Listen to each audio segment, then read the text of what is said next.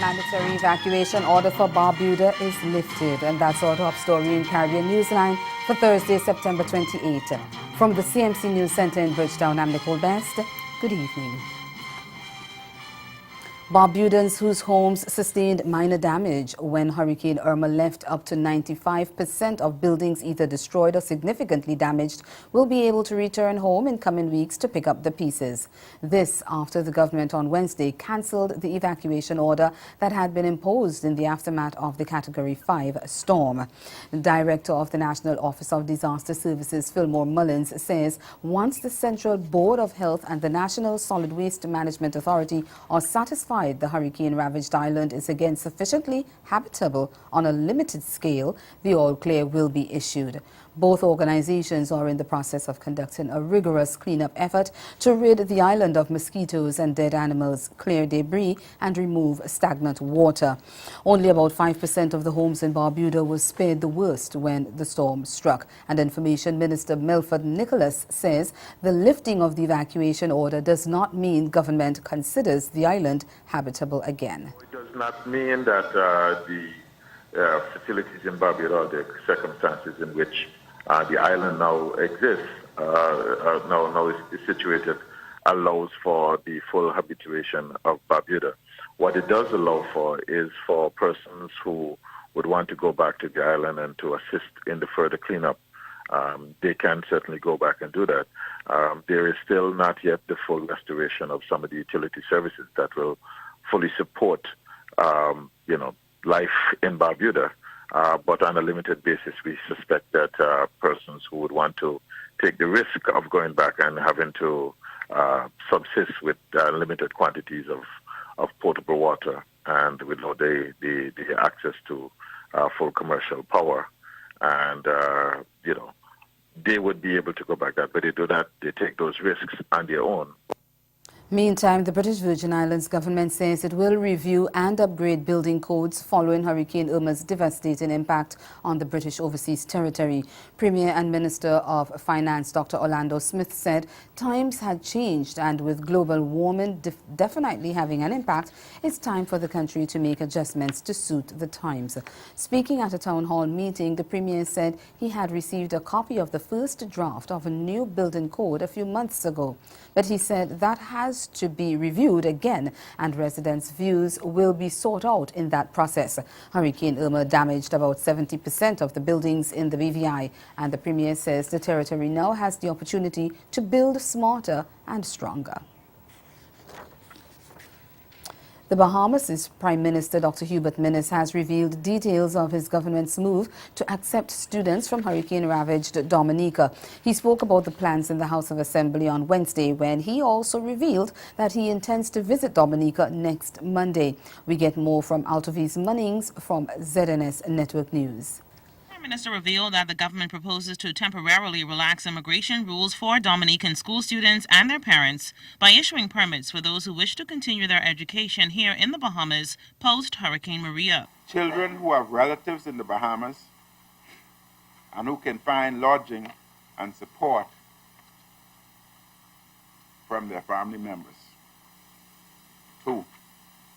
College students who may wish to study at the University of Bahamas and seek boarding at the University of Bahamas.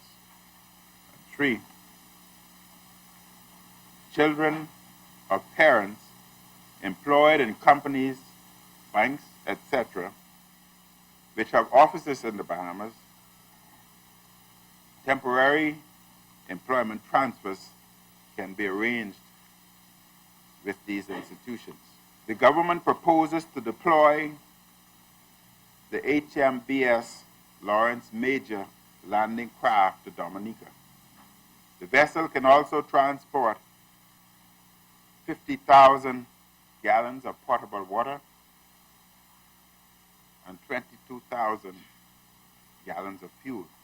The Prime Minister thanked the Catholic and Anglican Diocese, along with the Bahamas Baptist and Missionary Education Convention and private citizens who have expressed interest in providing assistance to any Dominican student coming to the Bahamas. He cited several biblical stories to pitch his message of helping our neighbors. The country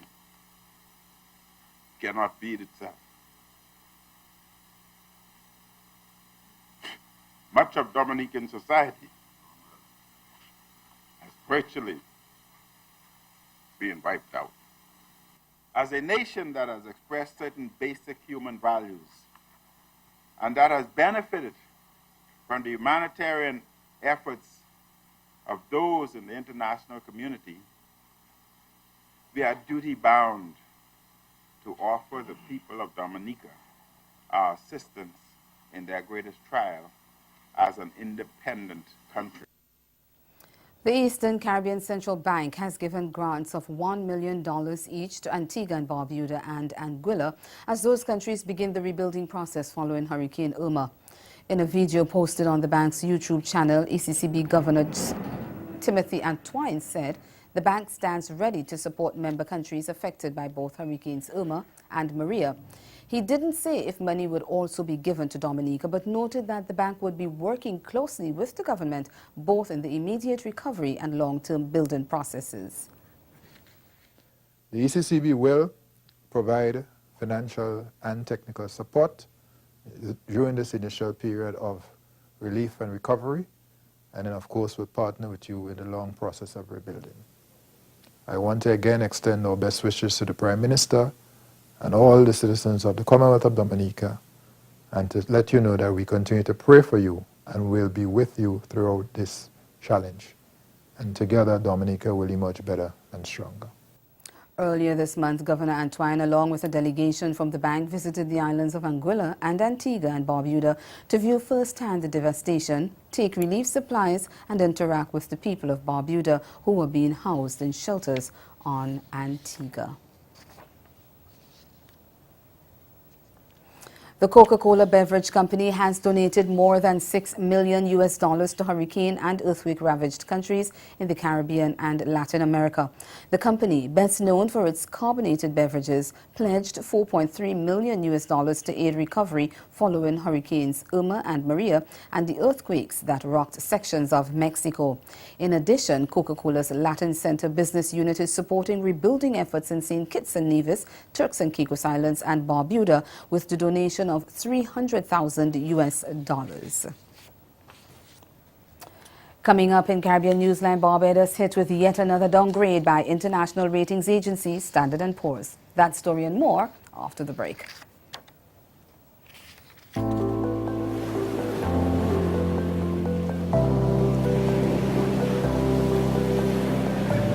Come, sail with us through our ocean blues, where there's a blessed land that's waiting for you. Shh, look, listen, feel. Realize your dream escape that's magically surreal. The best kept secret, a place you'll never forget, where adventure beckons with every gentle footstep. From lush mountain green to warm volcanic sand, submerged in splendor, our 32 enchanting islands. A kaleidoscope of experiences. No need to look anymore. St. Vincent and the Grenadines, the Caribbean you're looking for. Paradise Ocean Club is a little bit of paradise for everybody. When you plan your visit, you'll be able to experience waterfront dining, an Olympic-sized swimming pool, a tiki bar, and live local entertainment. Personally, I can't wait to snag one of those cabanas they have available to rent. We're going to head right on into Game 2 of our women's finals. Aurora and Marina looking to take this one to push it to Game 3. Aurora with a nice serve over to Camila.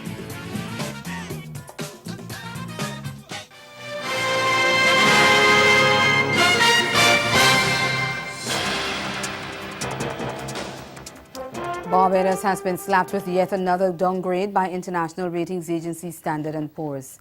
It said in a statement that it is lowering the long-term local currency sovereign credit rating on the country to CCC from CCC+. The credit rating agency warned that there is now a higher risk associated with maintaining the country's 2 to 1 US dollar exchange rate. It is also cautioning that the island's credit worthiness is vulnerable and depends on favorable business, financial and economic conditions to meet its commitments. S&P is predicting that government will fall short of balancing the budget this year and the next due to a range of factors, and those include a weak track record of execution, the likely overestimation of one-off revenues, and the fact that certain political considerations would have to be made as an election year approaches. The head of the Barbados Chamber of Commerce and Industry, Eddie Abed, says this latest downgrade will have further implications for local and foreign investment. He said the development leaves little hope in the business community of any revival of the economy anytime soon. Looking at matters in terms of ease of doing business, competitiveness, looking at our foreign exchange reserves in particular, doing what is necessary to get the country to a point where we can start to rebuild our credit rating. In the meantime, we had said that what the country needed was the source of cheapest funds internationally so we could borrow to bolster our foreign reserves. There is no secret that one of the cheapest sources of foreign currency is the IMF. Government has been reluctant in approaching the IMF.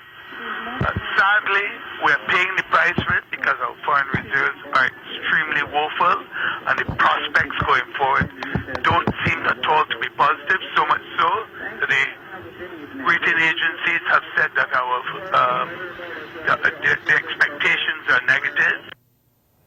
Trinidad and Tobago's economy is said to be on a downward spiral, and Prime Minister Dr. Keith Rowley says further cuts in expenditure are unavoidable. He made the comments as he addressed the Spotlight on Trinidad and Tobago Financial Circumstances Forum on Wednesday. Rowley said government's revenue has fallen by 90% over the last 3 years, and there are predictions of an $18 billion deficit next year. Things which the country may want to happen in 2018, which will have to be postponed. This is where the patience of the population will be important to our national success. As we position ourselves to do more with less in the future, we will have to hold some strain for now. Prime Minister Dr. Keith Rowley said that there is never one solution to a problem, but we as a people must find the best option to deal with the present circumstance. He was referring to Trinidad and Tobago's financial situation, given government revenue taking a sharp cut of about 90% in just 3 years, and the country having recorded fiscal deficit after deficit since the year 2009. The Prime Minister said that the present circumstances would now make it difficult for it to continue to be business as usual.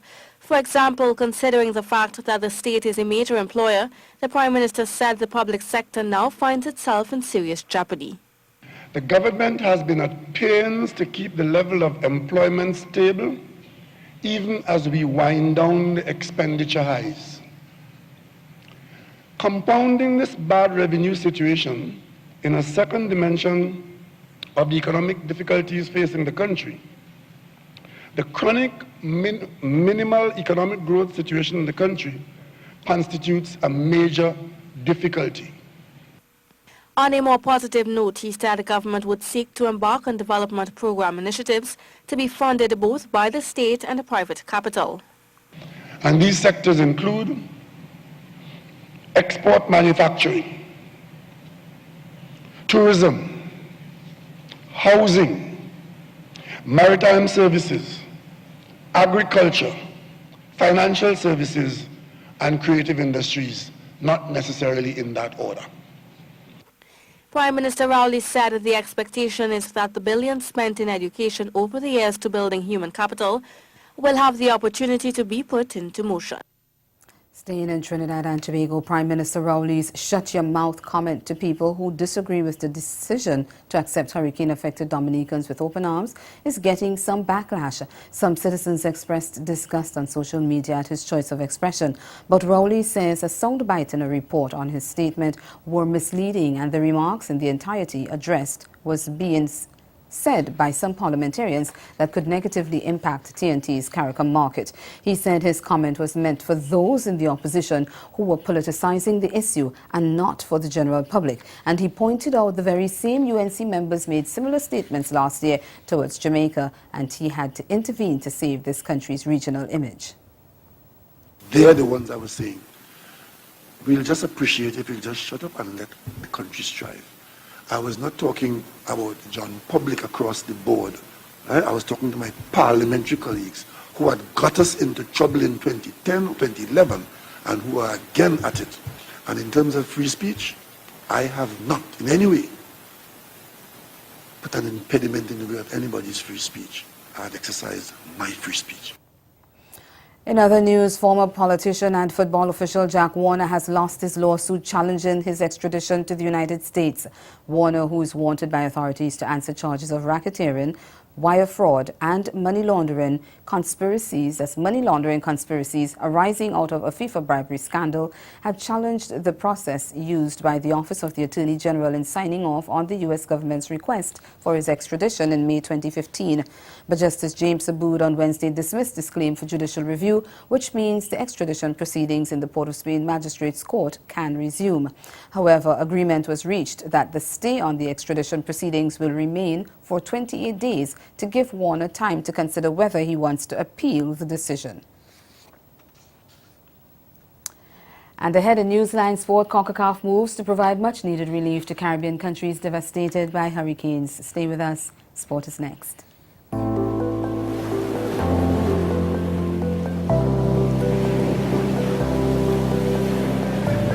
Come, sail with us through our ocean blues, where there's a blessed land that's waiting for you. Shh. Look, listen, feel. Realize your dream escape that's magically surreal. The best kept secret, a place you'll never forget, where adventure beckons with every gentle footstep. From lush mountain green to warm volcanic sand, submerged in splendor, our 32 enchanting islands. A kaleidoscope of experiences. No need to look anymore. St. Vincent and the Grenadines, the Caribbean you're looking for. Check out the Night Flyer as Ashton Bookers lights up the night with a one-of-a-kind battery-powered suit. 2 years in China flying night shows just like this one. Well, a little bit different. Every night, 365 days of the year.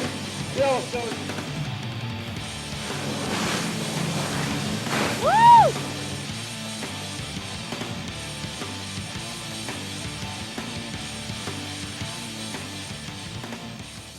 Wow. So we've got your glaze over here. Yeah, so the last touch of the cake is a glaze made with cane sugar, Mayat's rum, water, and walnuts, which I'm just going to add to the cake, garnish with a hibiscus flower. Beautiful. We were over at Foxy's a few weeks ago, and Jamila, Foxy's daughter, has a juice bar over there, and she makes the most amazing hibiscus juice. I heard about it. I did, yeah, I heard about it. So good.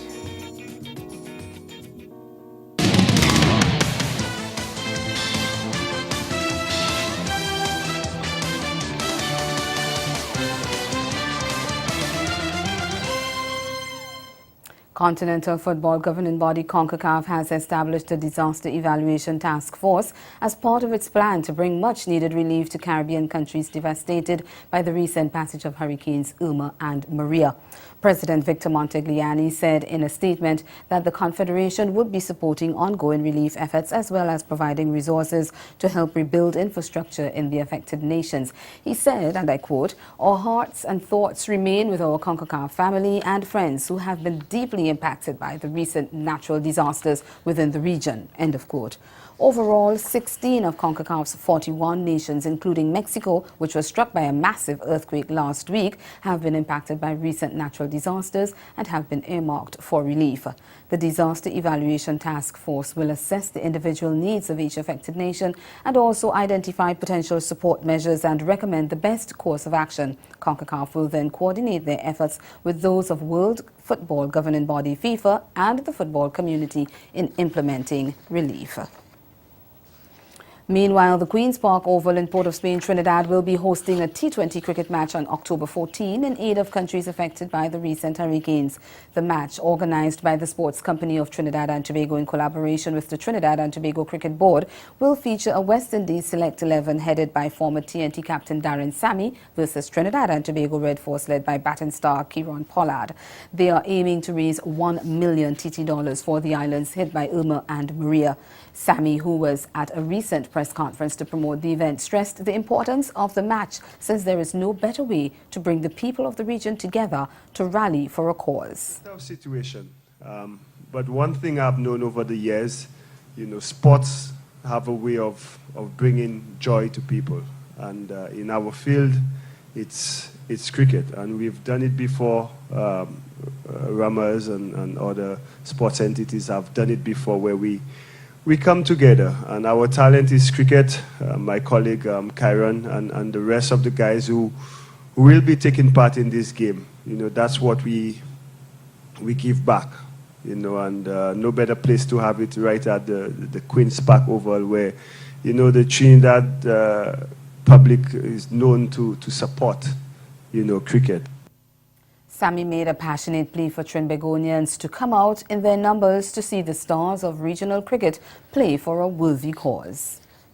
This occasion is just way beyond all of us, and the importance of this match is solely to help our brethren. Like the speaker said earlier, we're still in the hurricane season. You never know when your time comes where you are at the mercy of other people to come out and help. And must commend the Queen's Park Oval, the sports company and the government of Trinidad and Tobago for allowing us to come out and play our part. Still talking cricket, opener Evan Lewis has been ruled out of Friday's fifth one-day international against England after picking up a hairline fracture of his ankle during his superb 100 in the fourth game on Wednesday. The left-hander was injured in the 47th over when he drove a full-length delivery from pacer Jake Ball into his right ankle. He immediately collapsed in the crease in obvious pain and had to be stretchered from the field. Lewis made 176, the fourth highest score by a West Indies batsman in ODIs, as West Indies racked up 356 for 5 of their 50 overs after being sent in. He slammed 17 fours and 7 sixes to register his second career ODI 100, but the Caribbean side still went on to lose by 6 runs under the Duckworth-Lewis method after rain ended the contest at the Oval with England on 258 for 5 in the 36th over. Captain Jason Holder will also miss the final ODI at the Aegis Bowl as he returns to Barbados for the burial of his uncle. In his absence, Jason Mohammed would lead the side with all-rounder Carlos Brathwaite expected to be called up as cover. And Holder says losing the fourth one-day international was a bitter pill to swallow despite career-best performances from rookies Lewis and Alzari Joseph. Joseph became the youngest ever West Indies bowler to take a 5-wicket haul in ODIs. And Holder said the fast bowler had been superb in helping to pull the Caribbean side back into the game. To take, as I said in the post-match interview, it's hard when a guy scores 170 and another guy takes 5 wickets and you end up losing the game. On that note, I just want to say really well about Alzari as well.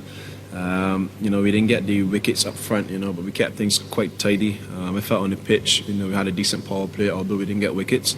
But his spell in the middle was exceptional. For a young guy to come in and show the promise he showed and the control he showed as well, was really good from him. Lewis's contribution propelled the tourists to their 4th highest total in the format and the highest total ever against England. He too was showered with praises from the captain. We did a lot of good things in this game. I thought we batted extremely well, led by Evan Lewis. It was just totally outstanding up from him. You know, I just thought the beauty about his innings was the way he paced it. You know, he was very good up front. You know, he kept it nice and tight, and he was able to score freely. And you know, the way he batted through the innings and batted very, very deep. It just unfortunately blow he took. And you know, I just want to say really well played to him. West Indies trail 3-0 in the 5-match series. Both Ben Stokes and Alex Hale will miss Friday's final one-day international against West Indies after they were on Thursday suspended by the England and Wales Cricket Board. Neither player took part in the 4th ODI at the Oval on Wednesday as they assisted police investigations into a brawl in Bristol last Sunday, which left one man in hospital with facial injuries. Stokes was arrested following the incident on suspicion of causing actual bodily harm, but released without charge. He remains under investigation. However, Hales missed Wednesday's game after voluntarily returning to Bristol to assist police investigations. The footage showed Stokes throwing punches at 2 unidentified men in a street. He and Hales were part of a group of England players on a night out celebrating their 124-run win over West Indies in the 3rd ODI. With the duo's suspensions, batsman Dawid Malan has been called up by selectors for the final ODI at the Aegis Bowl in Southampton. Veteran left-hander Shivnarine Chandapal stroked a cameo to see Lancaster to a 7-wicket victory over Surrey on the final day of the county championship in London on Thursday and surpassed 800 runs for the campaign. The 43-year-old hammered 43 off a mere 44 balls as the hosts easily overhauled their target of 176 at Old Trafford to finish second in Division 1 on 176 points behind winners Essex on 248. Beginning the day on 14 with Lancashire on 132 for 3, Chandapal wasted little time in getting his side to their target of a mere 35 balls, striking 4 fours and 2 sixes overall. He put on 87 in an unbroken 4th wicket stand with partner Liam Livingstone, who converted his overnight 54 into 69 not out. The former Test star ended the game with a flourish, striking a pair of sixes and a boundary off leg spinner Scott Borthwick. Chandapal finished the season with 831 runs at an average of nearly 52, only behind Alex Davies, who topped Lancashire's scoring chart with 916 at almost 40 per innings. And that's the sport. Stay with us. We'll be right back. The new IMSA contender that Acura will field along with Team Penske next year. It's called the ARX-05. The cover pulled off that race car just a few moments ago. The new IMSA Challenger's debut, a smash. The cover being pulled back on the Orica chassis Acura ARX-05 at the Quail, a motorsports gathering during Monterey Car Week in August. HPD President Art St. Cyr excited about the new car's prospects.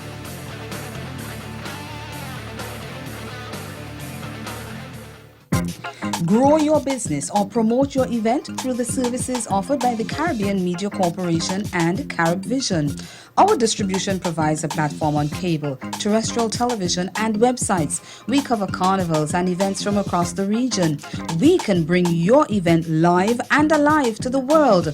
For music makers, program producers, businesses, we can expand your reach to in excess of 2 million households daily. Our other services include news updates to enhance your media products, studio space for program and development. We can facilitate the launch of new products and services and training. Contact us and we will help you unleash your creative ability, develop products and services, and provide the medium to watch them grow. Contact Loretta Skeet at cmccaribbean.com or call her 1-246-467-1044 or 1-246-253-3889. Call and book your carnival or event today.